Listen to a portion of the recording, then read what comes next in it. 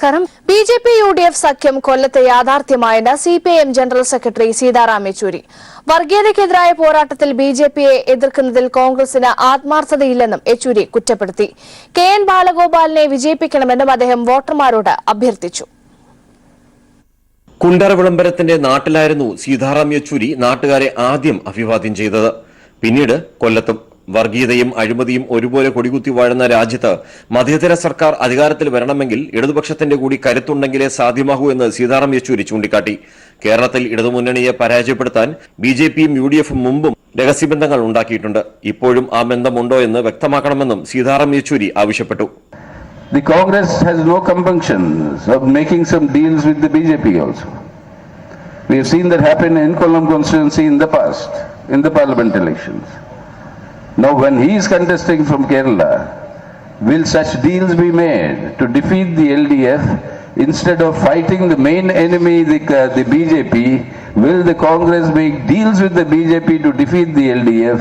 That is an answer that the Congress president must give the people of Kerala, and in order to let the people of Kerala know whether they are committed to defeating the BJP or it is only part of deal making. ബഹിരാകാശത്തിന് കാവൽക്കാരൻ എന്നാണ് ഇപ്പോൾ മോഡിയുടെ സ്വയം അവകാശവാദമെന്ന് സീതാറാം യെച്ചൂരി പരിഹസിച്ചു. News bureau, Kollam. BJP. UDF സഖ്യം കൊല്ലത്ത് യാഥാർത്ഥ്യമായെന്ന് CPIM general secretary Sitaram Yechury. വർഗീയതയ്ക്കെതിരായ പോരാട്ടത്തിൽ ബി.ജെ.പിയെ എതിർക്കുന്നതിൽ കോൺഗ്രസിന് ആത്മാർത്ഥതയില്ലെന്നും യെച്ചൂരി കുറ്റപ്പെടുത്തി. കെ.എൻ. ബാലഗോപാലിനെ വിജയിപ്പിക്കണമെന്നും അദ്ദേഹം വോട്ടർമാരോട് അഭ്യർത്ഥിച്ചു. പൊന്നാനിയിൽ ആവേശത്തിരയിളക്കി മുഖ്യമന്ത്രി പിണറായി വിജയൻ. എൽ.ഡി.എഫ് സ്വതന്ത്ര സ്ഥാനാർത്ഥി പി.വി. അൻവറിന് വോട്ട് അഭ്യർത്ഥിച്ചാണ് പിണറായി പൊന്നാനിയിലെത്തിയത്. കർമ്മമണ്ഡലം അമേഠിയെങ്കിൽ രാഹുൽ കേരളത്തിലേക്ക് വരുന്നത് എന്തുദ്ദേശത്തോടെയെന്നും കോൺഗ്രസ് വ്യക്തമാക്കണമെന്ന് പിണറായി പറഞ്ഞു. എൽ.ഡി.എഫ് പ്രവർത്തകർക്ക് തെരഞ്ഞെടുപ്പ് ആവേശം പകർന്നാണ് മുഖ്യമന്ത്രി പിണറായി വിജയൻ പൊന്നാനിയിലെത്തിയത്. Ponnani AV. Higher secondary school ഗ്രൌണ്ടിൽ മുഖ്യമന്ത്രിയെ കേൾക്കാൻ നൂറുകണക്കിന് പേരെത്തി. ബി.ജെ.പിയുമായി സമരസപ്പെടാൻ കോൺഗ്രസ് ഇപ്പോഴും ശ്രമിക്കുകയാണെന്ന് പിണറായി പറഞ്ഞു. കേരളത്തിലെ ചില സീറ്റുകളിൽ നേരത്തെ കച്ചവടം ഉറപ്പിച്ചു. കർമ്മമണ്ഡലം അമേഠിയെങ്കിൽ രാഹുൽ കേരളത്തിലേക്ക് വരുന്നത് എന്തുദ്ദേശത്തോടെയെന്ന് പിണറായി ചോദിച്ചു. പേരുമാറ്റത്തിൽ വലിയ കാര്യമില്ല. ബദൽ നയങ്ങളോടെ മതനിരപേക്ഷ സർക്കാർ കേന്ദ്രത്തിൽ അധികാരത്തിൽ വരികയാണ് വേണ്ടത്. ഇപ്പോ കോൺഗ്രസിന്റെ അഖിലേന്ത്യാ പ്രസിഡന്റ് തന്നെ കേരളത്തിൽ മത്സരിക്കാൻ വന്നിരിക്കുന്നു. എന്ത് സന്ദേശം ആ മത്സരം നൽകുന്നു? നിങ്ങൾ ആരോട് മത്സരിക്കുന്നു? ഇടതുപക്ഷത്തോട്. നിങ്ങൾക്ക് പരാജയപ്പെടുത്തേണ്ട ശക്തി ഏത്? ഇന്ത്യയിൽ ബി.ജെ.പിയോ ഇടതുപക്ഷമോ? നിങ്ങളെ കർമ്മത്തിലൂടെ നിങ്ങൾ തെളിയിക്കുന്നു ഇടതുപക്ഷത്തെയാണ് ഞങ്ങൾക്ക് പരാജയപ്പെടുത്തേണ്ടത്. അതല്ലേ വസ്തുത? കർമ്മമണ്ഡലം അമേഠിയാണെന്ന് പ്രഖ്യാപിച്ച രാഹുൽ ഗാന്ധി വയനാട്ടിൽ മത്സരിക്കാൻ വരുന്നത് എന്തുദ്ദേശത്തോടെ? അപ്പൊ കോൺഗ്രസിന്റെ നിലപാടുകളാണ് ഇതിലൊക്കെ വ്യക്തമാകുന്നത്. എല്ലാം ജനങ്ങൾക്ക് മനസ്സിലാകുന്നുണ്ട്. നമുക്കിവിടെ കൃത്യമായ ബദൽ നയമാണ് ആവശ്യം. ആ ബദൽ നയം നടപ്പാക്കിയാൽ എങ്ങനെയിരിക്കും? അതാണ് കേരളത്തിൽ ഇപ്പോൾ നടക്കുന്നത്. കേരളത്തിൽ ഇടതുപക്ഷ ജനാധിപത്യ മുന്നണി ഗവൺമെന്റ് ഈ ബദൽ നയമാണ് നടപ്പാക്കുന്നത്. പൊന്നാനിയിലെ സ്ഥാനാർത്ഥി പി.വി. അൻവർ വോട്ടഭ്യർത്ഥിച്ച് സംസാരിച്ചു. LDF convener A. Vijayaraghavan, Paloli Muhammad Kutty, KE. Ismail, P. Nandakumar, EN. Mohandas എന്നിവരും പങ്കെടുത്തു. പൊന്നാനിയിൽ നിന്നും എ.കെ. ലതീഷ്. തീരദേശ മേഖലയിൽ ആവേശം നിറച്ച മുഖ്യമന്ത്രി പിണറായി വിജയൻ തൃശൂർ വലപ്പാട് മത്സ്യത്തൊഴിലാളി സംഗമം ഉദ്ഘാടനം ചെയ്തു. മത്സ്യത്തൊഴിലാളികൾക്ക് എന്ത് ചെയ്താലും അധികമാകില്ല എന്ന് കരുതുന്ന സർക്കാരാണ് എൽ.ഡി.എഫ് സർക്കാരെന്ന് മുഖ്യമന്ത്രി പറഞ്ഞു. എൽ.ഡി.എഫ് സ്ഥാനാർത്ഥി രാജാജി മാത്യു തോമസിന്റെ തെരഞ്ഞെടുപ്പ് പ്രചരണാർത്ഥം സംഘടിപ്പിച്ച തീരദേശ സംഗമത്തിൽ മുഖ്യമന്ത്രി പിണറായി വിജയന് പുറമെ സി.പി.ഐ സംസ്ഥാന സെക്രട്ടറി കാനം രാജേന്ദ്രനും പങ്കെടുത്തു. 10,000-കണക്കിന് മത്സ്യത്തൊഴിലാളികളാണ് സംഗമത്തിൽ പങ്കെടുത്തത്. പ്രളയസമയത്തെ രക്ഷാപ്രവർത്തനങ്ങൾക്ക് നേതൃത്വം നൽകിയത് മത്സ്യത്തൊഴിലാളികളാണെന്നും അതിനാലാണ് കേരളത്തിന്റെ സ്വന്തം സേനയെന്നും മത്സ്യത്തൊഴിലാളികളെ വിളിക്കപ്പെട്ടതെന്നും സംഗമം ഉദ്ഘാടനം ചെയ്ത് മുഖ്യമന്ത്രി പിണറായി വിജയൻ പറഞ്ഞു. കേന്ദ്രം ഭരിക്കുന്ന BJP സർക്കാരിനെതിരെയും BJPയുടെ വർഗീയ നിലപാടുകൾക്ക് കുടപിടിക്കുകയും ചെയ്യുന്ന കോൺഗ്രസിനെതിരെയും കടുത്ത വിമർശനമാണ് മുഖ്യമന്ത്രി ഉയർത്തിയത്. വർഗീയത എതിർക്കാൻ മതനിരപേക്ഷത രംഗത്ത് ഉറച്ചു നിൽക്കാൻ കോൺഗ്രസിന് കഴിയുന്നില്ലെന്നും പഴയ പ്രതാപകാലം അല്ല എന്ന് കോൺഗ്രസിനെന്ന് മുഖ്യമന്ത്രി ഓർമ്മിപ്പിച്ചു. ഈ രാജ്യത്ത് പണ്ട് കോൺഗ്രസ് വലിയ പാർട്ടിയായിരുന്നു, രാജ്യത്താകെ അവരായിരുന്നു, ചോദ്യം ചെയ്യപ്പെടാത്ത ശക്തിയായിരുന്നു. പക്ഷെ അതെല്ലാം പഴയ കാലം, ആ കാലം പോയി. ഇന്ന് കോൺഗ്രസിന് അതിദയനീയമായ അവസ്ഥയാണ്. BJP വിരുദ്ധ സർക്കാരിനെതിരായ ബദൽ സർക്കാരിന് ഏറ്റവും കൂടുതൽ പിന്തുണ നൽകേണ്ടത് കേരളം ആണെന്ന് മുഖ്യമന്ത്രി പിണറായി വിജയൻ ഓർമ്മിപ്പിച്ചു. തൃശൂർ ലോക്സഭാ മണ്ഡലം സ്ഥാനാർത്ഥി രാജാജി മാത്യു തോമസിനെ വോട്ടഭ്യർത്ഥിച്ചാണ് മുഖ്യമന്ത്രി പ്രസംഗം അവസാനിപ്പിച്ചത്. News bureau, Thrissur. മറ്റൊരു പ്രധാനപ്പെട്ട വാർത്തയിലേക്ക്. രാജസ്ഥാൻ ഗവർണർ കല്യാൺ സിംഗ് തെരഞ്ഞെടുപ്പ് ചട്ടലംഘനം നടത്തി. വിവരങ്ങളുമായി ഇപ്പോൾ സന്തോഷ് സർലിംഗ് ചേരുകയാണ്. സന്തോഷ്, എന്താണ് ഈ വാർത്തയുടെ വിശദാംശങ്ങൾ? ഇക്കഴിഞ്ഞ 23-ാം തീയതിയാണ് രാജസ്ഥാൻ ഗവർണറായ മുൻ UP മുഖ്യമന്ത്രി കല്യാൺ സിംഗ് നരേന്ദ്രമോദി വീണ്ടും അധികാരത്തിലെത്തണം എന്നൊരു പ്രസ്താവന നടത്തിയത്. അലിഗഡിൽ, ഉത്തർപ്രദേശിലെ അലിഗഡിൽ ഒരു സർക്കാർ പരിപാടിയിൽ സംസാരിക്കുമ്പോഴായിരുന്നു ഗവർണർ കേന്ദ്ര സർക്കാരിന് വേണ്ടി വോട്ട് അഭ്യർത്ഥിച്ചത്. അന്ന് തന്നെ തെരഞ്ഞെടുപ്പ് കമ്മീഷൻ ഇത് പരാതിയായി ലഭിച്ചിരുന്നു. തെരഞ്ഞെടുപ്പ് കമ്മീഷൻ ഇത് പരിശോധിച്ചു. മാതൃകാ പെരുമാറ്റച്ചട്ടത്തിന്റെ ലംഘനമാണ് ഗവർണർ നടത്തിയെന്ന് കമ്മീഷൻ കണ്ടെത്തി. പക്ഷേ കമ്മീഷന് നേരിട്ട് ഗവർണർക്കെതിരെ നടപടിയെടുക്കാനാകില്ല. ആ സാഹചര്യത്തിൽ ഇക്കാര്യം രാഷ്ട്രപതിയെ അറിയിക്കാനാണ് തീരുമാനിച്ചിരിക്കുന്നത്. കത്ത് മുഖേന രാഷ്ട്രപതിയുടെ ശ്രദ്ധയിൽ ഈ വിഷയം കൊണ്ടുവരും. രാഷ്ട്രപതി തീരുമാനമെടുക്കട്ടെ എന്നാണ് തെരഞ്ഞെടുപ്പ് കമ്മീഷൻ അറിയിച്ചിരിക്കുന്നത്. അതേസമയം ഇതിനു മുമ്പ് 90കളിലാണ് ഇതുപോലെ ഒരു ഗവർണർ സത്യപ്രതിജ്ഞാ ലംഘനം നടത്തിക്കൊണ്ട് തെരഞ്ഞെടുപ്പിൽ ഇടപെട്ടത് ഇലക്ഷൻ കമ്മീഷൻ കണ്ടെത്തിയത്. ഹിമാചൽ പ്രദേശിന്റെ ഗവർണറൊക്കെ ആയിരുന്ന ഗുൽഷാർ അഹമ്മദ്, അദ്ദേഹം മകന് വേണ്ടി തെരഞ്ഞെടുപ്പ് പര്യടനം നടത്തിയെന്നായിരുന്നു അന്ന് കമ്മീഷൻ കണ്ടെത്തിയത്. തുടർന്ന് ഗുൽഷാർ അഹമ്മദ് രാജിവെക്കുകയൊക്കെ ചെയ്തിരുന്നു. കല്യാൺ സിംഗ് അത്തരത്തിൽ ഏതെങ്കിലും രീതിയിൽ പെരുമാറുമോ എന്നറിയില്ല. എന്തായാലും കല്യാൺ സിംഗിനെതിരെ മാതൃകാ പെരുമാറ്റച്ചട്ട ലംഘനം തെരഞ്ഞെടുപ്പ് കമ്മീഷൻ കണ്ടെത്തിയിരിക്കുന്നു. വ്യക്തമാണ് സന്തോഷ്. രാജസ്ഥാൻ ഗവർണർ ചട്ടലംഘനം നടത്തിയിരിക്കുന്നു. തെരഞ്ഞെടുപ്പ് കമ്മീഷൻ ഇക്കാര്യം രാഷ്ട്രപതിയെ അറിയിക്കും. വിവരങ്ങളാണ് ദില്ലിയിൽ നിന്നും സന്തോഷ് സർലിംഗ് നൽകിയത്. ആലത്തൂരിലെ UDF സ്ഥാനാർത്ഥി രമ്യ ഹരിദാസിനെ താൻ അധിക്ഷേപിച്ചത് പ്രസംഗിച്ചതായുള്ള വാർത്തകൾ അടിസ്ഥാനരഹിതമെന്ന LDF convener A. Vijayaraghavan. Congress നേതാക്കൾ വോട്ടിനായി ലീഗ് നേതാക്കളെയും ലീഗ് നേതാക്കൾ SDPI നേതാക്കളെയും സമീപിക്കുന്നതിനെയാണ് താൻ വിമർശിച്ചത്. എന്നാൽ തന്റെ പ്രസംഗത്തിലെ ഏതാനും വാക്കുകൾ മാത്രം അടർത്തിയെടുത്ത ചില മാധ്യമങ്ങൾ അനാവശ്യ വിവാദമുണ്ടാക്കുകയാണെന്നും വിജയരാഘവൻ പീപ്പിൾ TVയോട് പ്രതികരിച്ചു. എല്ലാ കോൺഗ്രസ് നേതാക്കന്മാരും മുസ്ലിം ലീഗ് നേതാക്കന്മാരുടെ വസതികൾ സന്ദർശിച്ചാണ് നോമിനേഷൻ കൊടുത്തുകൊണ്ടിരിക്കുന്നത്, തെരഞ്ഞെടുപ്പിനെ നേരിട്ടുകൊണ്ടിരിക്കുന്നത്. എന്നാൽ മുസ്ലിം ലീഗ് നേതാക്കളാകട്ടെ SDPI നേതാക്കളെ കണ്ടുകൊണ്ടാണ് സ്വയം വിജയം നേടാൻ ശ്രമിക്കുന്നത്. അപ്പോൾ സ്വന്തം വിജയത്തിന് SDPIയുടെ സഹായം ആവശ്യമുള്ള മുസ്ലിം ലീഗ് നേതാക്കളെ കാണുക എന്ന് പറയുന്നതിനെയാണ് ഞാൻ വിമർശിച്ചത്. സ്വാഭാവികമായിട്ടും കടുത്ത മത്സരം നേരിടുകയും പരാജയ രീതിയിൽ എത്തിച്ചേരുകയും ചെയ്യുന്ന മുസ്ലിം ലീഗ് നേതാക്കളെ കാണുക വഴി പ്രത്യേകിച്ചൊന്നും ഇവർക്ക് നേടാനില്ല എന്നുള്ള അർത്ഥത്തിലുള്ള ഒരു സംസാരം മാത്രമാണ് നടത്തിയില്ല. ഏതെങ്കിലും വ്യക്തികളെയോ സ്ഥാനാർത്ഥികളെയോ അധിക്ഷേപിക്കുക എന്നത് അതിന്റെ ഉദ്ദേശമല്ല. കോൺഗ്രസ് തെരഞ്ഞെടുപ്പ് പ്രകടന പത്രിക ഇന്ന് പുറത്തിറക്കും. ദില്ലിയിലെ AICC ആസ്ഥാനത്ത് വെച്ച് കോൺഗ്രസ് അധ്യക്ഷൻ രാഹുൽ ഗാന്ധി, മുൻ പ്രധാനമന്ത്രി മൻമോഹൻ സിംഗ്, സോണിയാഗാന്ധി തുടങ്ങിയ മുതിർന്ന നേതാക്കൾ ചേർന്നാണ് പ്രകടന പത്രിക പ്രകാശനം ചെയ്യുക. എല്ലാവർക്കും അടിസ്ഥാന വരുമാനം ഉറപ്പാക്കുന്ന ന്യായ് പദ്ധതി തന്നെയാകും പ്രകടന പത്രികയിലെ പ്രധാന വാഗ്ദാനം. നീതി ആയോഗ് ഒഴിവാക്കും. ആന്ധ്രാപ്രദേശ്, വടക്ക് കിഴക്കൻ സംസ്ഥാനങ്ങൾക്ക് പ്രത്യേക പദവി, കാർഷിക കടാശ്വാസം തുടങ്ങിയ വാഗ്ദാനങ്ങളും പ്രകടന പത്രികയിലുണ്ടാകും. മുതിർന്ന നേതാവ് P. ചിദംബരം അധ്യക്ഷനായ സമിതിയാണ് പ്രകടന പത്രികയ്ക്ക് രൂപം നൽകിയത്.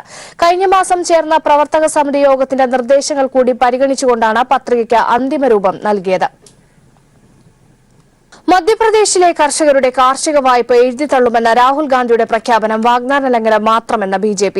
അധികാരത്തിൽ കയറി 10 ദിവസത്തിനകം കർഷകരുടെ കടം എഴുതിത്തള്ളുമെന്ന വാഗ്ദാനം കടലാസിൽ മാത്രം ഒതുങ്ങി നിൽക്കുകയാണെന്ന് മധ്യപ്രദേശ് മുൻ മുഖ്യമന്ത്രി ശിവരാജ് സിംഗ് ചൌഹാൻ കുറ്റപ്പെടുത്തി. അധികാരത്തിൽ കയറി 10 ദിവസത്തിനകം കർഷകരുടെ കടമെഴുതിത്തള്ളുമെന്ന് പറഞ്ഞ കോൺഗ്രസ് അധ്യക്ഷൻ രാഹുൽ ഗാന്ധി ആത്മവിശ്വാസത്തോടെ കളവ് പറയുകയാണെന്നാണ് BJP ആരോപിക്കുന്നത്. മധ്യപ്രദേശും ഛത്തീസ്ഗഡും രാജസ്ഥാനും അടക്കമുള്ള നിയമസഭയിലേക്ക് നടന്ന സെമിഫൈനൽ പോരാട്ടത്തിൽ രാഹുൽ നടത്തിയ പ്രഖ്യാപനം രാഷ്ട്രീയ ആയുധമാക്കുകയാണ് BJP. 4 മാസങ്ങൾക്ക് മുമ്പ് രാഹുൽ ഗാന്ധി നടത്തിയ പ്രഖ്യാപനം വാഗ്ദാനലംഘനം മാത്രമായി ഇപ്പോഴും കടലാസിൽ കുടുങ്ങിയിരിക്കുകയാണെന്നാണ് BJPയുടെ വാദം. തെരഞ്ഞെടുപ്പിന് മുമ്പ് കോൺഗ്രസ് നടത്തിയ പ്രഖ്യാപനം ഇങ്ങനെ: चुनाव कांग्रेस पार्टी जीतने जा रही है और चुनाव के बाद आप 10 दिन गिनना, 1 2 3 4 5 6 7 8 9 10, और मोदी जी का जवाब 10 दिन के अंदर कांग्रेस पार्टी मध्य प्रदेश के हर किसान का कर्जा माफ करके दे देगी. മധ്യപ്രദേശിലെ കോൺഗ്രസ് സർക്കാർ ജനങ്ങളെ കബളിപ്പിച്ചുവെന്നും കർഷകരെ നിരന്തരം വിഡ്ഢികളാക്കുകയാണ് കോൺഗ്രസ് ചെയ്യുന്നതെന്നും BJP ആരോപിച്ചു. कई किसान ऐसे जिन्होंने बैंकों की किस्त चुकाना बंद कर दी. अब 1 अप्रैल को वैसे भी अप्रैल फूल बनाने की परंपरा रही है, लेकिन किसानों को जैसा फूल बनाया गया है मध्य प्रदेश में, और केवल मध्य प्रदेश नहीं, राजस्थान में, छत्तीसगढ़ में, कर्नाटक में. പ്രധാനമന്ത്രിയുടെ കിസാൻ സമ്മാൻ നിധി എന്ന പദ്ധതി കോൺഗ്രസ് സർക്കാരിന്റെ പദ്ധതിയാണെന്ന് പറഞ്ഞ് കബളിപ്പിക്കുകയാണ് കോൺഗ്രസ് എന്നും മധ്യപ്രദേശ് മുൻ മുഖ്യമന്ത്രി ശിവരാജ് സിംഗ് ചൌഹാൻ ആരോപിച്ചു. കർഷകരെ പറ്റിച്ച കോൺഗ്രസിനെതിരെ പ്രതിഷേധ പരിപാടികൾ സംഘടിപ്പിക്കാനാണ് BJPയുടെ തീരുമാനമെന്ന് ചൌഹാൻ കൂട്ടിച്ചേർത്തു. 15 വർഷം തുടർച്ചയായി മധ്യപ്രദേശ് ഭരിച്ച BJPക്കാർ കർഷകർക്ക് വേണ്ടി ഒന്നും ചെയ്തിട്ടില്ല എന്നതിന്റെ തെളിവായിരുന്നു ഇത്തവണ നടന്ന തെരഞ്ഞെടുപ്പിന്റെ ഫലം. ആ BJPയാണ് കോൺഗ്രസ് സർക്കാരിനെതിരെ സമരം ചെയ്യാൻ പോകുന്നത്. News bureau, Delhi. രാഹുൽ ഗാന്ധിയുടെ വയനാട്ടിലെ സ്ഥാനാർത്ഥിത്വത്തെ ചൊല്ലി കോൺഗ്രസിലെ അഭിപ്രായ ഭിന്നത മറനീക്കി പുറത്ത്. കോൺഗ്രസിന്റെ മുതിർന്ന നേതാവും മഹാരാഷ്ട്ര മുൻ മുഖ്യമന്ത്രിയുമായ പൃഥ്വിരാജ് ചവാനാണ് കേന്ദ്ര നേതൃത്വത്തിനെതിരെ പരസ്യ വിമർശനം ഉന്നയിച്ച് രംഗത്ത് വന്നത്. രാഹുൽ ഗാന്ധിയുടെ വയനാട്ടിലെ സ്ഥാനാർത്ഥിത്വത്തിനെതിരെ കോൺഗ്രസിലെ ഏറ്റവും മുതിർന്ന നേതാവായ പൃഥ്വിരാജ് ചവാനാണ് പരസ്യ വിമർശനവുമായി രംഗത്തെത്തിയിരിക്കുന്നത്.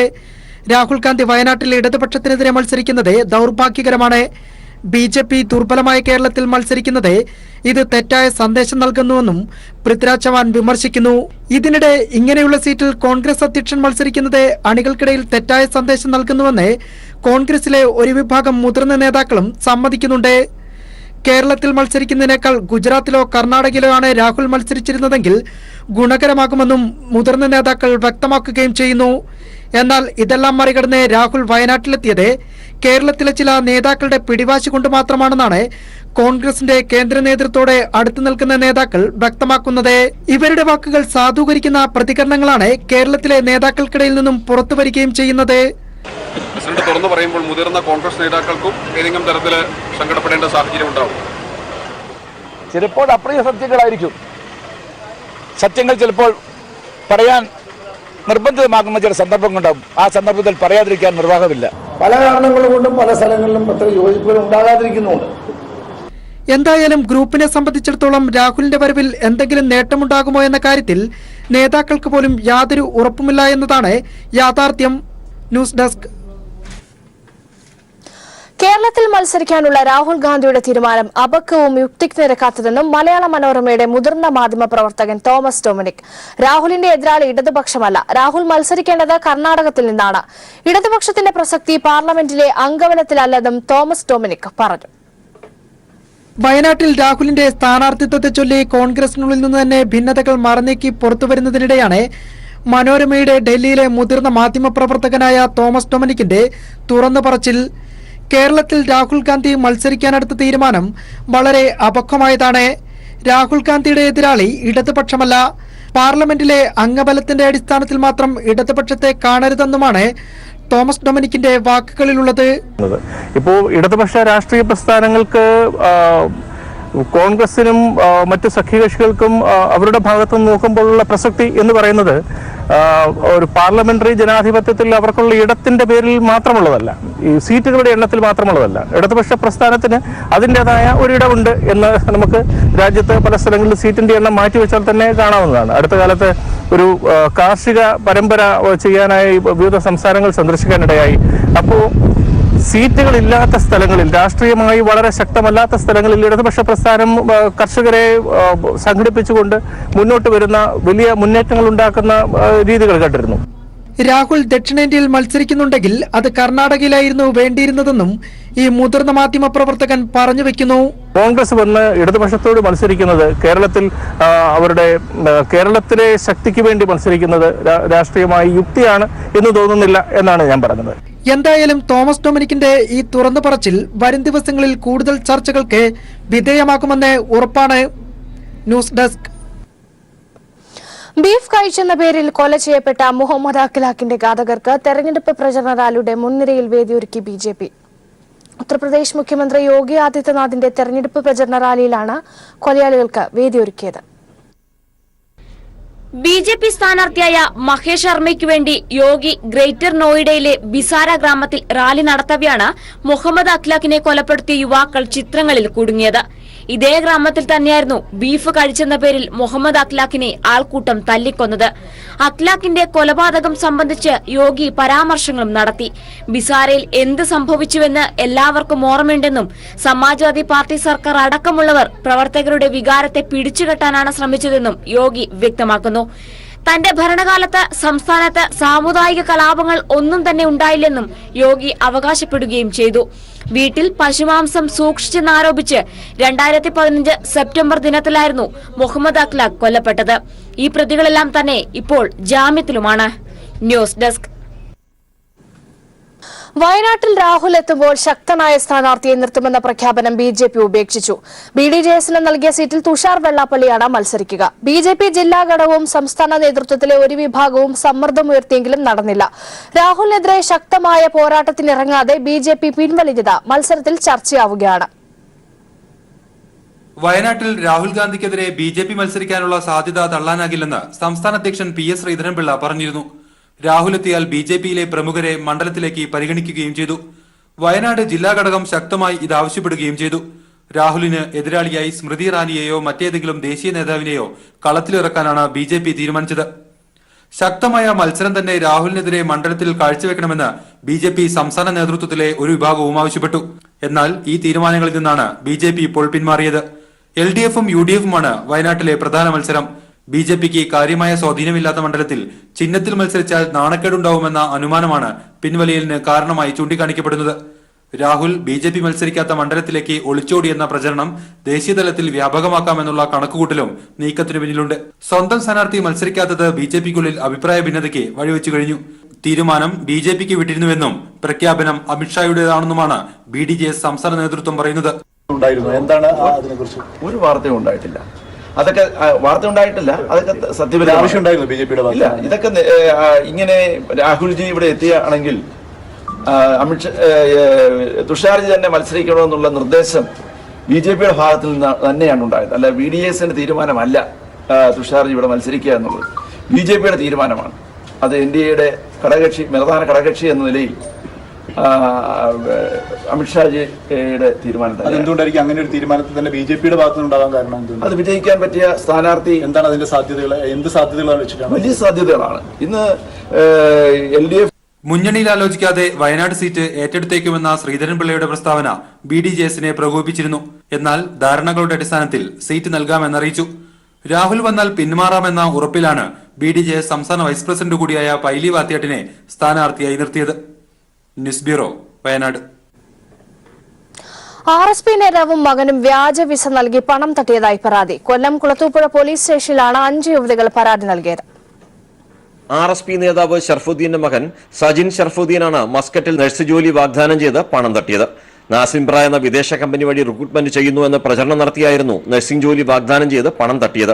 5 മുതൽ 7 ലക്ഷം രൂപ വരെയാണ് വിസയ്ക്കായി ഷർഫുദ്ദീന്റെ അക്കൗണ്ടിലൂടെ കൈപ്പറ്റിയത്. UDF-ലെ 2 പ്രമുഖ നേതാക്കന്മാരുടെ പേരും സജിൻ ഷർഫുദ്ദീൻ പറഞ്ഞതായി തട്ടിപ്പിനിരയായവർ വെളിപ്പെടുത്തി. അപ്പം ഞങ്ങൾക്ക് മനസ്സിലായത് തട്ടിപ്പാണ്. അപ്പം കുറച്ച് നാട്ടിലിങ്ങനെ പുള്ളിക്കാരൻ്റെ നാട്ടിൽ അന്വേഷിച്ചപ്പം കുറേ ഇതിനു മുമ്പും തട്ടിപ്പ് നടത്തിയെന്നൊക്കെ അറിഞ്ഞു.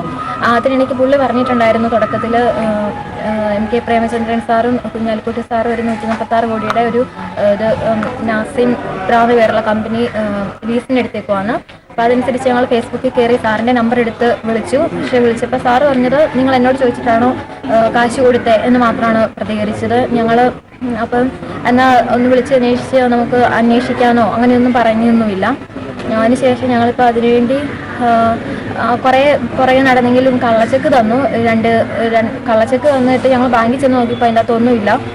വ്യാജ വിസയാണെന്ന് മനസ്സിലാക്കി പണം മടക്കിത്തരാൻ ആവശ്യപ്പെട്ടവർക്ക് വണ്ടിച്ചെക്ക് നൽകി കബളിപ്പിച്ചതായി ഉദ്യോഗാർത്ഥികൾ പറഞ്ഞു. കേരളത്തിൽ പല ജില്ലയിൽ ആശുപത്രികളിൽ ജോലി നോക്കുന്ന നഴ്സുമാരാണ് തട്ടിപ്പിനിരയായത്. കൊളുത്തുപുഴ പോലീസ് അന്വേഷണം ആരംഭിച്ചു. ന്യൂസ് ബ്യൂറോ, കൊല്ലം. തൊടുപുഴയിൽ മർദ്ദനമേറ്റ 7 വയസ്സുകാരന്റെ ആരോഗ്യനില അതീവ ഗുരുതരമായി തുടരുകയാണെന്ന് മന്ത്രി കെ ശൈലജ ടീച്ചർ. വെന്റിലേറ്റർ മാറ്റിയാൽ അതിജീവിക്കാനാവുമോ എന്ന് പറയാൻ കഴിയാത്ത സാഹചര്യമാണ്. അതിനാൽ നിലവിലെ ചികിത്സ തുടരുമെന്ന് മന്ത്രി ശൈലജ ടീച്ചർ പറഞ്ഞു. കോലഞ്ചേരിയിലെ ആശുപത്രിയിലെത്തി കുട്ടിയെ കണ്ട ശേഷം മാധ്യമങ്ങളോട് സംസാരിക്കുകയായിരുന്നു മന്ത്രി. ഇന്നലെ രാത്രി 9 മണിയോടെയായിരുന്നു കുട്ടിയെ കാണാനായി മന്ത്രി ശൈലജ ടീച്ചർ കോലഞ്ചേരിയിലെ ആശുപത്രിയിലെത്തിയത്. 3/4 മണിക്കൂറോളം ആശുപത്രിയിലുണ്ടായിരുന്ന മന്ത്രി കുട്ടിയെ ചികിത്സിക്കുന്ന മെഡിക്കൽ സംഘവുമായി വിശദമായി സംസാരിച്ചു. തുടർന്നാണ് കുട്ടിയുടെ ആരോഗ്യനില സംബന്ധിച്ച് മാധ്യമങ്ങളോട് വിശദീകരിച്ചത്.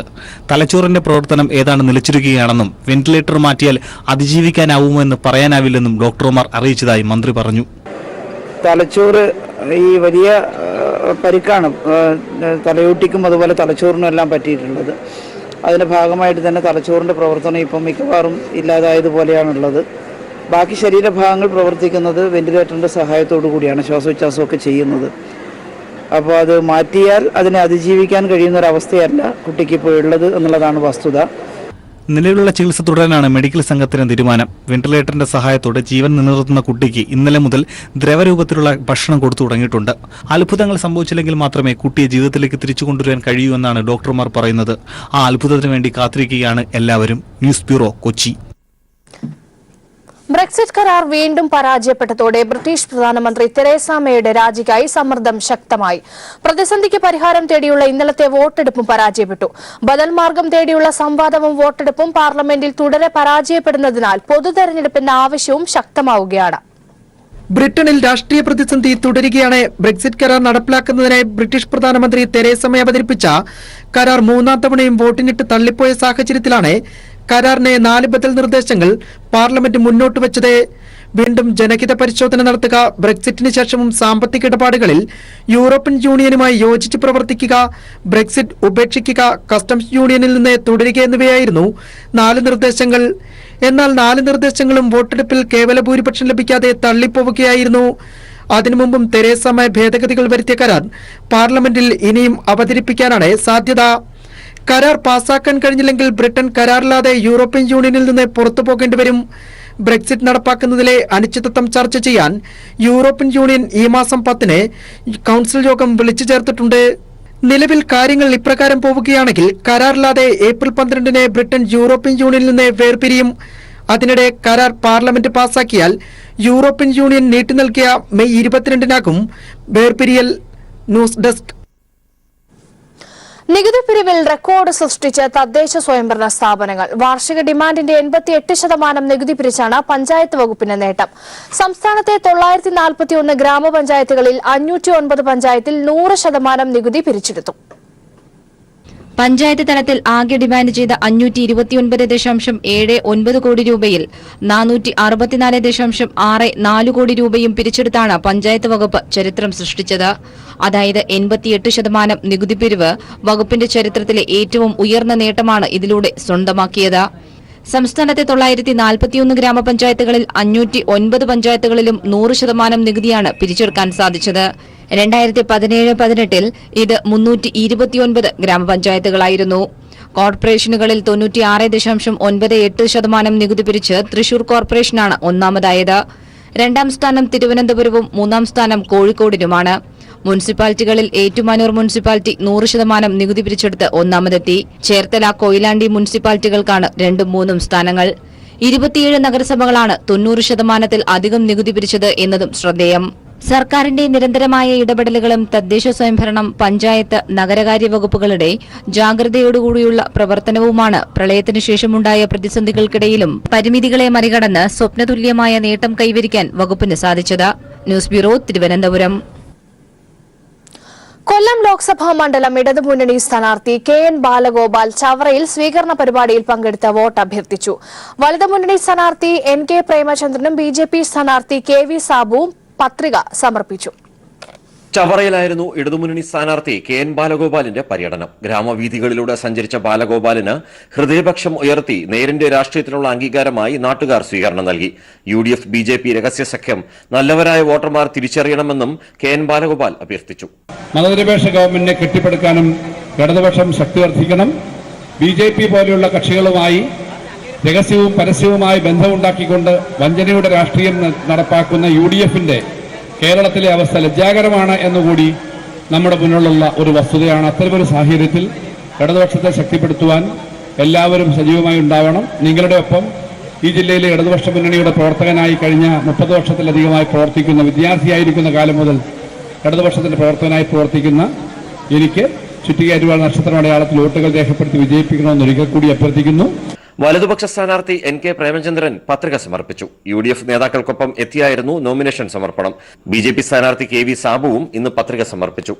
ജില്ലാ വരണാധികാരി S കാർത്തികേയന്റെ മുമ്പാകെയായിരുന്നു ഇരുവരുടെയും പത്രിക സമർപ്പണം. ന്യൂസ് ബ്യൂറോ, കൊല്ലം.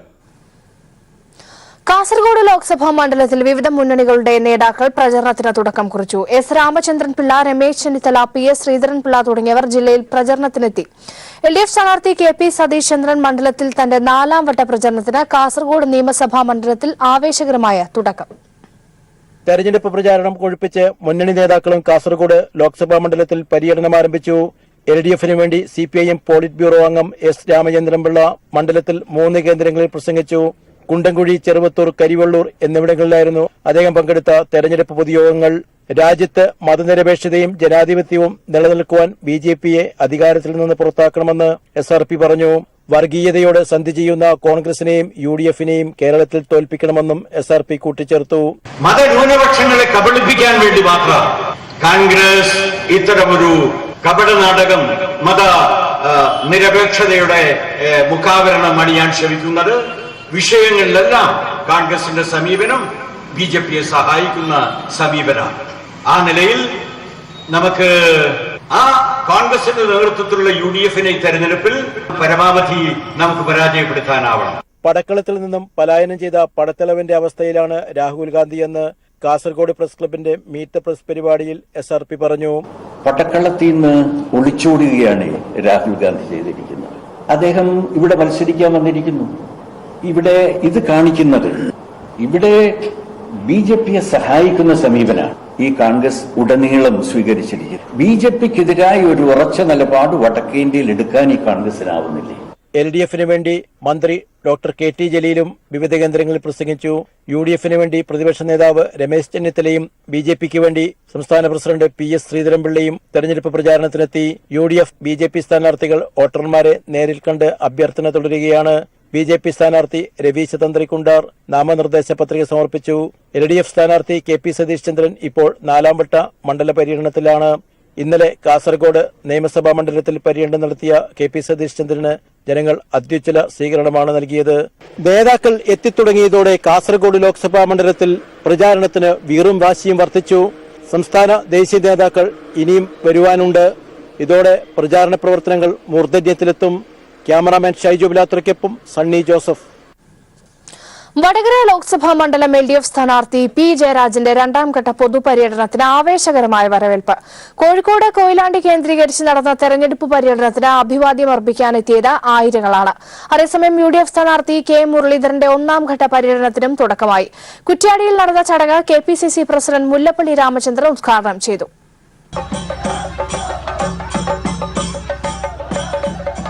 കുറ്റ്യാടിയിലെ സ്വീകരണത്തിന് ശേഷം കൊയിലാണ്ടിയിലെത്തിയ LDF സ്ഥാനാർത്ഥി P ജയരാജന് ആവേശോജ്വലമായ സ്വീകരണമാണ് വിവിധ കേന്ദ്രങ്ങളിൽ ലഭിച്ചത്. മുജുകുന്ന് ഓട് കമ്പനി, കൊയിലാണ്ടി ബീച്ച്, പെരുവട്ടൂർ, പൂക്കാട് തുടങ്ങിയ പ്രദേശങ്ങളിലെല്ലാം നിരവധി പേർ അഭിവാദ്യമർപ്പിക്കാൻ എത്തി. കനത്ത വെയിലിനെയും മറികടന്ന് സ്ത്രീകളും കുട്ടികളും സ്ഥാനാർത്ഥിയെ ഒരു നോക്ക് കാണാൻ എത്തിയിരുന്നു. കണ്ടു മണ്ഡലം ചെമ്പടധീരം, ഇന്ന് P ജയരാജന താരം.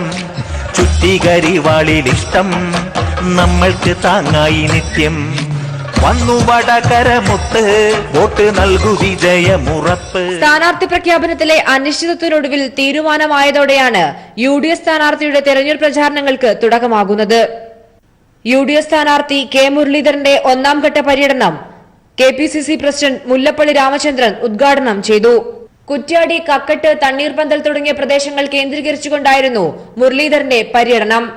അതേസമയം വടകര നിയോജക മണ്ഡലം NDA സ്ഥാനാർത്ഥി അഡ്വക്കേറ്റ് VK സജീവിന്റെ നാമനിർദ്ദേശ പത്രിക സമർപ്പണം മാറ്റി. News bureau, Kozhikode. രാഷ്ട്രീയ നിലപാട് വ്യക്തമാക്കി യാക്കോബായ സഭ. തെരഞ്ഞെടുപ്പിൽ ഇടതുപക്ഷത്തെ പിന്തുണയ്ക്കുമെന്ന് യാക്കോബായ സഭാധ്യക്ഷൻ തോമസ് പ്രഥമൻ ബാവ. നീതിക്ക് വേണ്ടി പ്രവർത്തിക്കുന്ന സർക്കാരാണ് ഇടത് സർക്കാരെന്നും അതിനാലാണ് ഇടതുപക്ഷത്തെ പിന്തുണയ്ക്കുന്നതെന്നും തോമസ് പ്രഥമൻ ബാവ വ്യക്തമാക്കി. തെരഞ്ഞെടുപ്പിന് ഏതാനും ദിവസം ബാക്കി നിൽക്കെയാണ് യാക്കോബായ സഭ നിലപാട് വ്യക്തമാക്കിയത്. ആരുടെയും വ്യക്തി സ്വാതന്ത്ര്യത്തിൽ സഭ ഇടപെടില്ലെങ്കിലും പൊതുവായ തീരുമാനം ഇടതുപക്ഷത്തെ പിന്തുണയ്ക്കുക എന്നതാണെന്ന് യാക്കോബായ സഭാധ്യക്ഷൻ തോമസ് പ്രഥമൻ ബാവ പറഞ്ഞു. അതിനുള്ള കാരണം അദ്ദേഹം ഇങ്ങനെ വിശദീകരിക്കുന്നു. നീതി നിറവേറ്റപ്പെടുന്നതിൽ ഈ ഗവൺമെന്റ് ബഹുമാന്യനായ പിണറായി വിജയൻ അദ്ദേഹത്തിന്റെ ഗവൺമെന്റ് നീതി നടപ്പാക്കുന്നതിന് വേണ്ടി ഞങ്ങളെ സഹായിച്ചിട്ടുണ്ട്. ഇപ്പോഴത്തെ നടപ്പിൽ വരാൻ പോകുന്ന ഇലക്ഷന് ബഹുമാനപ്പെട്ട ഗവൺമെന്റിനോട് ചേർന്നായിരിക്കും ഞങ്ങൾ നിൽക്കുന്നത്. സഭാവിശ്വാസികൾ ആരെങ്കിലും എതിർചേരിയിൽ നിന്ന് ജനവിധി തേടിയാലും യാക്കോബായ സഭയുടെ പിന്തുണ ഇടത് സ്ഥാനാർത്ഥികൾക്കായിരിക്കുമെന്നും തോമസ് പ്രഥമൻ ബാവ പറഞ്ഞു. നേരത്തെ കത്തോലിക്ക സഭയും അവരുടെ രാഷ്ട്രീയ നിലപാട് വ്യക്തമാക്കിയിരുന്നു. മതനിരപേക്ഷതയ്ക്ക് വേണ്ടി പ്രവർത്തിക്കുന്നവരെ അധികാരത്തിലെത്തിക്കുക എന്നതായിരുന്നു അവരുടെ നിലപാട്. അതിനു പിറകെയാണ് യാക്കോബായ സഭയും രാഷ്ട്രീയ നിലപാട് വ്യക്തമാക്കിയിരിക്കുന്നത്. News bureau, Kochi. ആറ്റിങ്ങൽ പാർലമെന്റിലെ സ്ഥാനാർത്ഥി എ സമ്പത്ത് രണ്ടാം ഘട്ട പ്രചരണത്തിന്റെ തിരക്കിലാണ്. ജനങ്ങൾ നൽകുന്ന സ്വീകരണങ്ങൾ വലിയ പ്രതീക്ഷയാണ് നൽകുന്നതെന്ന് എ സമ്പത്ത് പറഞ്ഞു. റിനോ ശ്രീധർ തയ്യാറാക്കിയ റിപ്പോർട്ട് കാണാം. ആറ്റിങ്ങലിന്റെ ഇടതുപക്ഷ സ്ഥാനാർത്ഥി ഡോക്ടർ എ സമ്പത്ത് ഇന്നത്തെ പര്യടനം കഴിഞ്ഞ ഉച്ചവിശ്രമത്തിന് ശേഷം ഇപ്പോൾ പീപ്പിൾ TV പ്രേക്ഷകരോടൊപ്പം ചേരുകയാണ്. സഖാവേ, രണ്ടാം ഘട്ട പ്രചരണം മധ്യഘട്ടത്തിലേക്ക് എത്തി നിൽക്കുന്നു. എങ്ങനെയാണ് ഇനി മുന്നോട്ടുള്ള പ്രവർത്തനങ്ങൾ, പ്രതീക്ഷകളൊക്കെ? അതെല്ലാം കൃത്യമായി ഇടതുപക്ഷ ജനാധിപത്യ മുന്നണിയുടെ തെരഞ്ഞെടുപ്പ് കമ്മിറ്റി അവരാലോചിച്ചതുമാതിരിയുള്ള പ്രവർത്തനങ്ങളുമായി മുന്നോട്ട് നമ്മൾ പോവുകയാണ്. ഇതെല്ലാം ഈ പ്രവർത്തനങ്ങളെല്ലാം ജനങ്ങൾ ഏറ്റെടുത്ത മാതിരിയുള്ള പ്രവർത്തനങ്ങളാണ്. പിന്നെ ഇപ്പോൾ ഞങ്ങളെ സംബന്ധിച്ച് വിശ്രമം എന്ന് പറയുന്ന ഒരു കാര്യമില്ല. ഈ രണ്ടാം ഘട്ട പ്രചരണത്തിലേക്ക് എത്തി നിൽക്കുമ്പോൾ ജനങ്ങളുടെ ഭാഗത്തു നിന്നുള്ള പ്രതികരണങ്ങൾ, ഇപ്പോൾ സ്വീകരണങ്ങൾ ഏറ്റുവാങ്ങിക്കൊണ്ട് സഞ്ചരിച്ചു കൊണ്ടിരിക്കുകയാണ്. ജനങ്ങളുടെ ഭാഗത്തു നിന്നുള്ള പ്രതികരണങ്ങൾ എങ്ങനെയൊക്കെയാണ്? ജനങ്ങൾ ഈ തെരഞ്ഞെടുപ്പിനെ അവരെല്ലാവരും അണിനിരക്കേണ്ടുന്ന ഒരു പോരാട്ടമായിട്ടാണ് കാണുന്നത്. അത് ആബാലവൃദ്ധം ജനങ്ങളും അങ്ങനെ തന്നെയാണ്.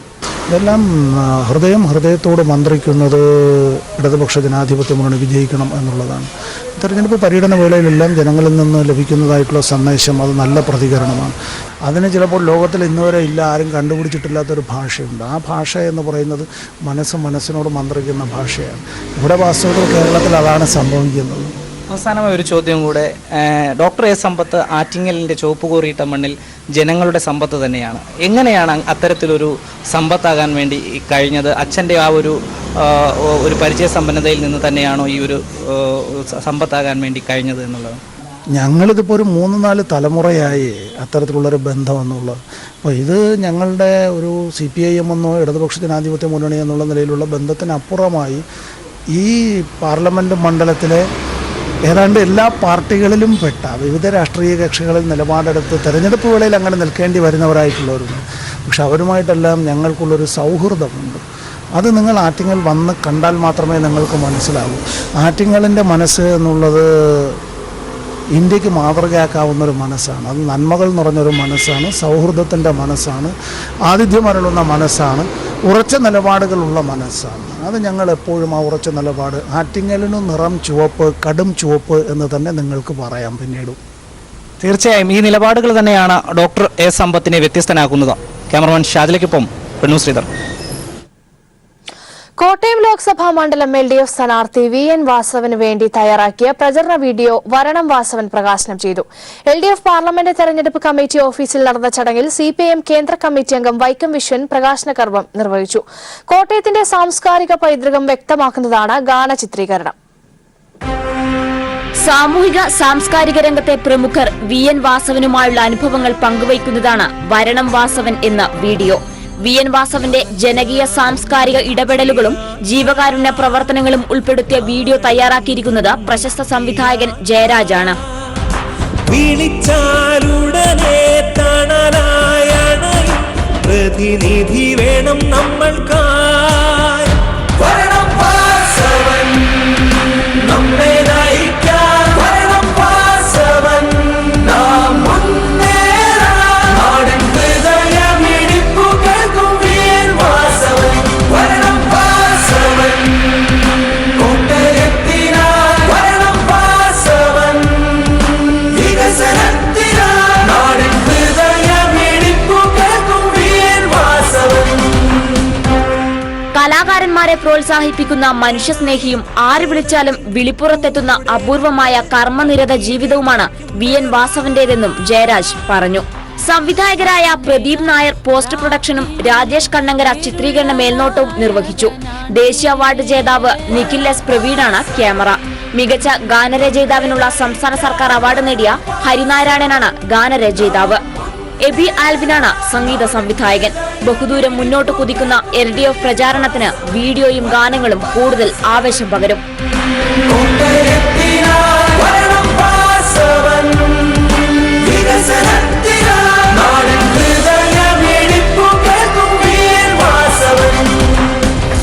News bureau, Kottayam.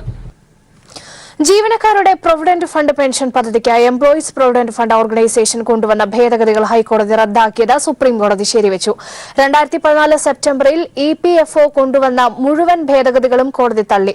പെൻഷൻ അർഹമായ പരമാവധി ശമ്പളം 15,000 രൂപയാക്കി പരിമിതപ്പെടുത്തിയതും പെൻഷൻ നിർണയത്തിന് 12 മാസത്തിന് പകരം 60 മാസത്തെ ശമ്പള ശരാശരി ആധാരമാക്കിയതും ഇതോടെ അസാധുവായി.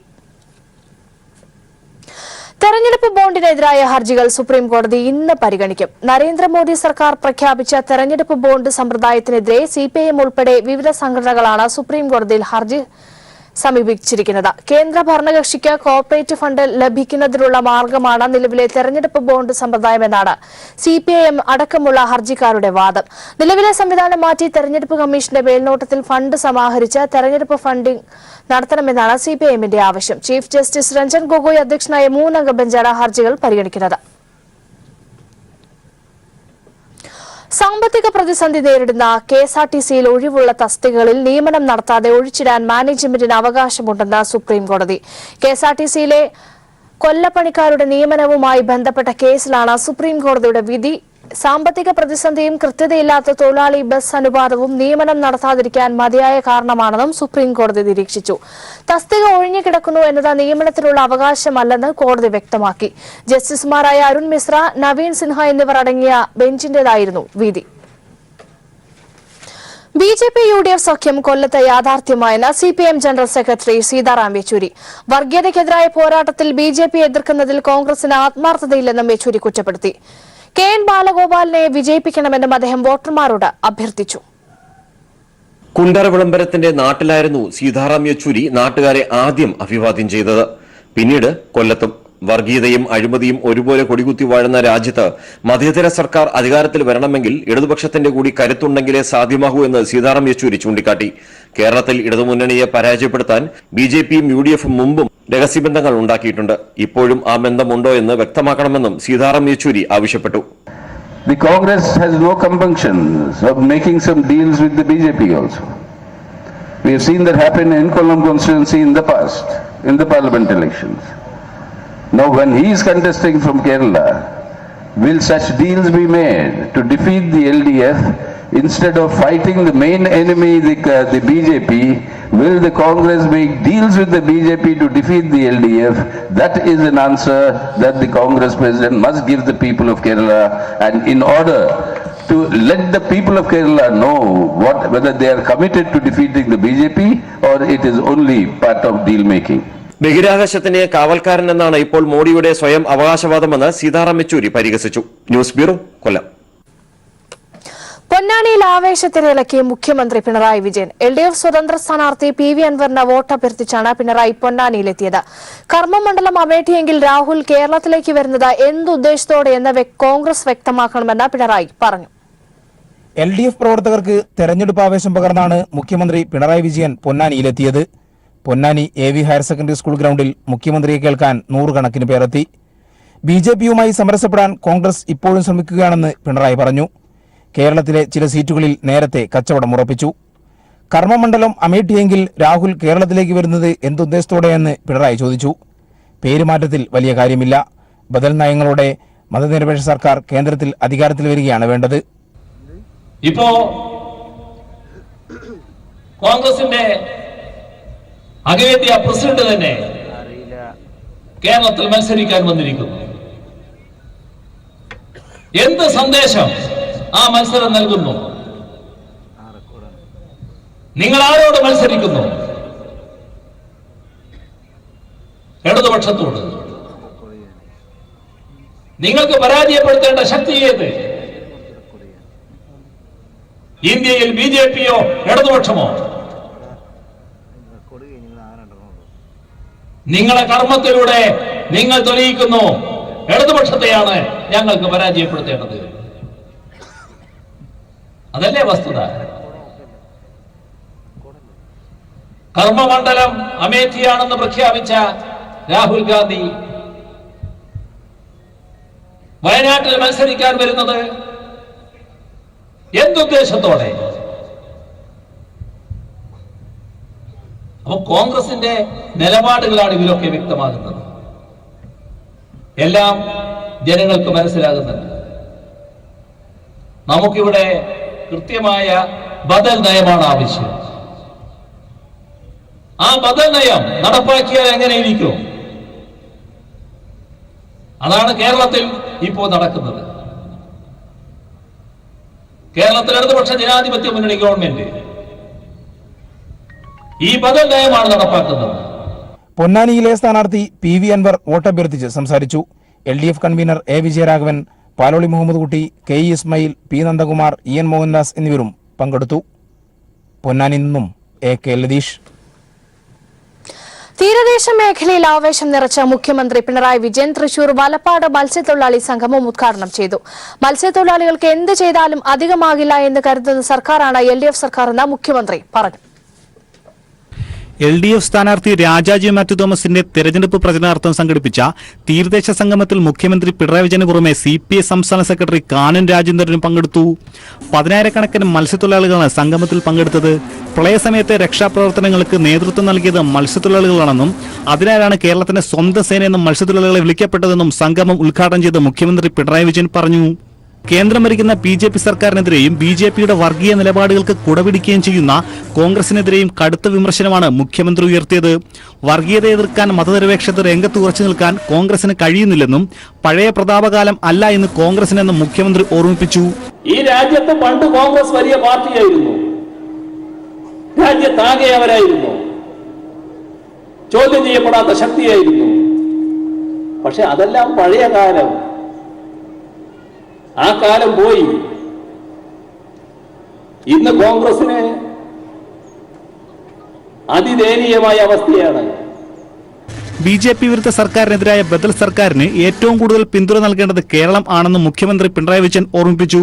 തൃശൂർ ലോക്സഭാ മണ്ഡലം സ്ഥാനാർത്ഥി രാജാജി മാത്യു തോമസിന് വോട്ടഭ്യർത്ഥിച്ചാണ് മുഖ്യമന്ത്രി പ്രസംഗം അവസാനിപ്പിച്ചത്. News bureau, Thrissur. ആലത്തൂരിലെ UDF സ്ഥാനാർത്ഥി രമ്യ ഹരിദാസിനെ താൻ അധിക്ഷേപിച്ച് പ്രസംഗിച്ചതായുള്ള വാർത്തകൾ അടിസ്ഥാനരഹിതമെന്ന് LDF convener A Vijayaraghavan. Congress നേതാക്കൾ വോട്ടിനായി ലീഗ് നേതാക്കളെയും ലീഗ് നേതാക്കൾ SDPI നേതാക്കളെയും സമീപിക്കുന്നതിനെയാണ് താൻ വിമർശിച്ചത്. എന്നാൽ തന്റെ പ്രസംഗത്തിലെ ഏതാനും വാക്കുകൾ മാത്രം അടർത്തിയെടുത്ത് ചില മാധ്യമങ്ങൾ അനാവശ്യ വിവാദമുണ്ടാക്കുകയാണെന്നും വിജയരാഘവൻ പീപ്പിൾ TVയോട് പ്രതികരിച്ചു. എല്ലാ കോൺഗ്രസ് നേതാക്കന്മാരും മുസ്ലിം ലീഗ് നേതാക്കന്മാരുടെ വസതികൾ സന്ദർശിച്ചാണ് നോമിനേഷൻ കൊടുത്തുകൊണ്ടിരിക്കുന്നത്, തെരഞ്ഞെടുപ്പിനെ നേരിട്ടുകൊണ്ടിരിക്കുന്നത്. എന്നാൽ മുസ്ലിം ലീഗ് നേതാക്കളാകട്ടെ SDPI നേതാക്കളെ കണ്ടുകൊണ്ടാണ് സ്വയം വിജയം നേടാൻ ശ്രമിക്കുന്നത്. അപ്പോൾ സ്വന്തം വിജയത്തിന് SDPIയുടെ സഹായം ആവശ്യമുള്ള മുസ്ലിം ലീഗ് നേതാക്കളെ കാണുക എന്ന് പറയുന്നതിനെയാണ് ഞാൻ വിമർശിച്ചത്. സ്വാഭാവികമായിട്ടും കടുത്ത മത്സരം നേരിടുകയും പരാജയ രീതിയിൽ എത്തിച്ചേരുകയും ചെയ്യുന്ന മുസ്ലിം ലീഗ് നേതാക്കളെ കാണുക വഴി പ്രത്യേകിച്ചൊന്നും ഇവർക്ക് നേടാനില്ല എന്നുള്ള അർത്ഥത്തിലുള്ള ഒരു സംസാരം മാത്രമാണ് നടത്തിയില്ല. ഏതെങ്കിലും വ്യക്തികളെയോ സ്ഥാനാർത്ഥികളെയോ അധിക്ഷേപിക്കുക എന്നത് അതിന്റെ ഉദ്ദേശമല്ല. കോൺഗ്രസ് കോൺഗ്രസ് തെരഞ്ഞെടുപ്പ് പ്രകടന പത്രിക ഇന്ന് പുറത്തിറക്കും. ദില്ലിയിലെ AICC ആസ്ഥാനത്ത് വെച്ച് കോൺഗ്രസ് അധ്യക്ഷൻ രാഹുൽ ഗാന്ധി, മുൻ പ്രധാനമന്ത്രി മൻമോഹൻ സിംഗ്, സോണിയാഗാന്ധി തുടങ്ങി മുതിർന്ന നേതാക്കൾ ചേർന്നാണ് പ്രകടന പത്രിക പ്രകാശനം ചെയ്യുക. എല്ലാവർക്കും അടിസ്ഥാന വരുമാനം ഉറപ്പാക്കുന്ന ന്യായ് പദ്ധതി തന്നെയാകും പ്രകടന പത്രികയിലെ പ്രധാന വാഗ്ദാനം. നീതി ആയോഗ് ഒഴിവാക്കും. ആന്ധ്രാപ്രദേശ്, വടക്ക് കിഴക്കൻ സംസ്ഥാനങ്ങൾക്ക് പ്രത്യേക പദവി, കാർഷിക കടാശ്വാസം തുടങ്ങിയ വാഗ്ദാനങ്ങളും പ്രകടന പത്രികയിലുണ്ടാകും. മുതിർന്ന നേതാവ് P. ചിദംബരം അധ്യക്ഷനായ സമിതിയാണ് പ്രകടന പത്രികയ്ക്ക് രൂപം നൽകിയത്. കഴിഞ്ഞ മാസം ചേർന്ന പ്രവർത്തക സമിതി യോഗത്തിന്റെ നിർദ്ദേശങ്ങൾ കൂടി പരിഗണിച്ചുകൊണ്ടാണ് പത്രികയ്ക്ക് അന്തിമ രൂപം നൽകിയത്. മധ്യപ്രദേശിലെ കർഷകരുടെ കാർഷിക വായ്പ എഴുതിത്തള്ളുമെന്ന രാഹുൽ ഗാന്ധിയുടെ പ്രഖ്യാപനം വാഗ്ദാന ലംഘനം മാത്രമാണെന്ന് BJP. അധികാരത്തിൽ കയറി 10 ദിവസത്തിനകം കർഷകരുടെ കടം എഴുതിത്തള്ളുമെന്ന വാഗ്ദാനം കടലാസിൽ മാത്രം ഒതുങ്ങി നിൽക്കുകയാണെന്ന് മധ്യപ്രദേശ് മുൻ മുഖ്യമന്ത്രി ശിവരാജ് സിംഗ് ചൌഹാൻ കുറ്റപ്പെടുത്തി. അധികാരത്തിൽ കയറി 10 ദിവസത്തിനകം കർഷകരുടെ കടമെഴുതിത്തള്ളുമെന്ന് പറഞ്ഞ കോൺഗ്രസ് അധ്യക്ഷൻ രാഹുൽ ഗാന്ധി ആത്മവിശ്വാസത്തോടെ കളവ് പറയുകയാണെന്നാണ് BJP ആരോപിക്കുന്നത്. മധ്യപ്രദേശും ഛത്തീസ്ഗഡും രാജസ്ഥാനും അടക്കമുള്ള നിയമസഭയിലേക്ക് നടന്ന സെമിഫൈനൽ പോരാട്ടത്തിൽ രാഹുൽ നടത്തിയ പ്രഖ്യാപനം രാഷ്ട്രീയ ആയുധമാക്കുകയാണ് BJP. 4 മാസങ്ങൾക്ക് മുമ്പ് രാഹുൽ ഗാന്ധി നടത്തിയ പ്രഖ്യാപനം വാഗ്ദാന ലംഘനം മാത്രമായി ഇപ്പോഴും കടലാസിൽ കുടുങ്ങിയിരിക്കുകയാണെന്നാണ് BJPയുടെ വാദം. തെരഞ്ഞെടുപ്പിന് മുമ്പ് കോൺഗ്രസ് നടത്തിയ പ്രഖ്യാപനം ഇങ്ങനെ: चुनाव कांग्रेस पार्टी जीतने जा रही है और चुनाव के बाद आप 10 दिन गिनना, 1 2 3 4 5 6 7 8 9 10 और मोदी जी का जवाब 10 दिन के अंदर कांग्रेस पार्टी मध्य प्रदेश के हर किसान का कर्जा माफ करके दे देगी. മധ്യപ്രദേശിലെ കോൺഗ്രസ് സർക്കാർ ജനങ്ങളെ കബളിപ്പിച്ചുവെന്നും കർഷകരെ നിരന്തരം വിഡ്ഢികളാക്കുകയാണ് കോൺഗ്രസ് ചെയ്യുന്നതെന്നും BJP ആരോപിച്ചു. कई किसान ऐसे जिन्होंने बैंकों की किस्त चुकाना बंद कर दी. अब 1 अप्रैल को वैसे भी अप्रैल फूल बनाने की परंपरा रही है, लेकिन किसानों को जैसा फूल बनाया गया मध्य प्रदेश में, और केवल मध्य प्रदेश नहीं, राजस्थान में, छत्तीसगढ़ में, कर्नाटक में. പ്രധാനമന്ത്രിയുടെ കിസാൻ സമ്മാൻ നിധി എന്ന പദ്ധതി കോൺഗ്രസ് സർക്കാരിന്റെ പദ്ധതിയാണെന്ന് പറഞ്ഞ് കബളിപ്പിക്കുകയാണ് കോൺഗ്രസ് എന്നും മധ്യപ്രദേശ് മുൻ മുഖ്യമന്ത്രി ശിവരാജ് സിംഗ് ചൌഹാൻ ആരോപിച്ചു. കർഷകരെ പറ്റിച്ച കോൺഗ്രസിനെതിരെ പ്രതിഷേധ പരിപാടികൾ സംഘടിപ്പിക്കാനാണ് BJPയുടെ തീരുമാനമെന്ന് ചൌഹാൻ കൂട്ടിച്ചേർത്തു. 15 വർഷം തുടർച്ചയായി മധ്യപ്രദേശ് ഭരിച്ച BJPക്കാർ കർഷകർക്ക് വേണ്ടി ഒന്നും ചെയ്തിട്ടില്ല എന്നതിന്റെ തെളിവായിരുന്നു ഇത്തവണ നടന്ന തെരഞ്ഞെടുപ്പിന്റെ ഫലം. ആ BJPയാണ് കോൺഗ്രസ് സർക്കാരിനെതിരെ സമരം ചെയ്യാൻ പോകുന്നത്. News bureau, Delhi.